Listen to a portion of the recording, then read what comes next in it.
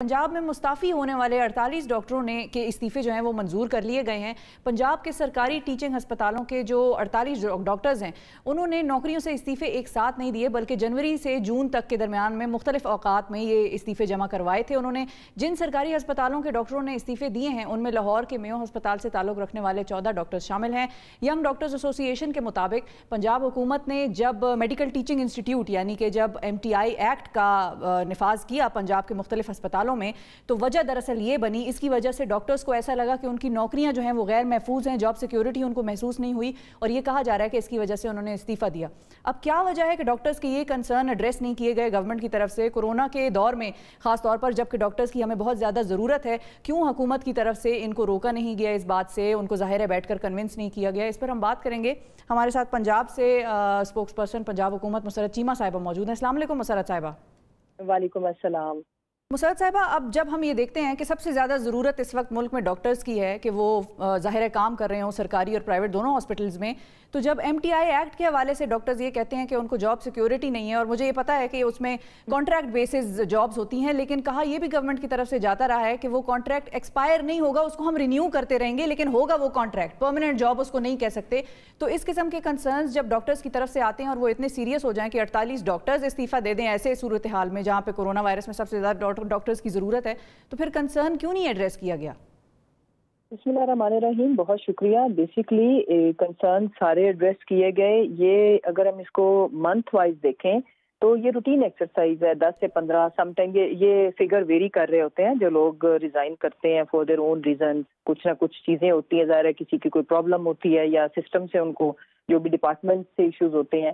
तो वजह ये हुई कि एक नोटिफिकेशन के तहत उनके रेजिग्नेशन इसलिए एक्सेप्ट किए गए कि पिछले जो जनवरी ऑनवर्ड जो सिचुएशन थी, इस वजह से फिर वो एक्सेप्ट नहीं किया गया। और ये किसी भी गवर्नमेंट एम्प्लॉय का राइट होता है कि वो कबल अज वक्त अगर वो रिटायरमेंट लेना चाहें या रिजाइन करना चाहें तो ये उनसे हक बहरहाल, चाहे वो डॉक्टर्स हों या कोई भी हो, लिया नहीं जा सकता, छीना नहीं जा सकता। जहां तक रहेगी बात, देखें MTI एक्ट के हवाले से।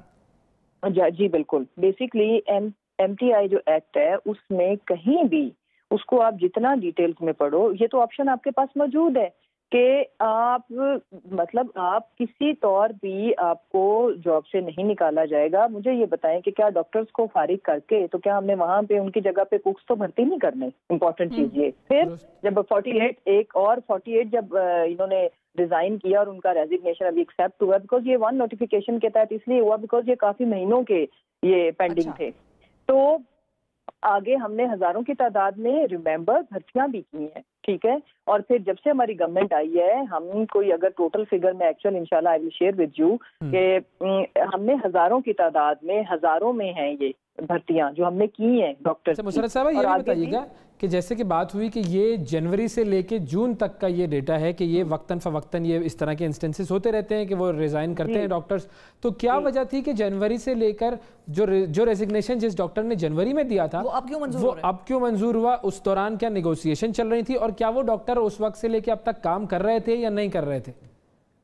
बेसिकली जी अब इसलिए हुआ कि आपको भी पता है कि शुक्र खुदा का कि अब हम लोग इस सिचुएशन में हैं कि नाउ वी कैन फेस, यानी कि हमने अच्छे से इसका मुकाबला कर लिया पेंडेमिक का। आगे भी अगर अवाम की कोऑपरेशन इसी तरह रही, देख लें कि अगर हमारी जो परसेंटेजेस थी वो कितनी डाउन गई हैं। अब तो अल्हम्दुलिल्लाह अभी इस वक्त का जो डाटा है वो हमारे 7 हॉटस्पॉट अगर मैं आपसे शेयर करूं जहां पे हमने कंप्लीट लॉकडाउन किया था, केसेस ड्रॉप हुए हैं 1933 से 186, यानी कि पहले जो परसेंटेज स्टार्ट ऑफ मई में थी दैट वाज 5.39% थी और एंड ऑफ जून में दैट इज 0.74%। वो जो हमने स्मार्ट सैम्पलिंग की उन्हीं एरिया से, सेम एरियाज की डिफरेंस में बता रही हूँ।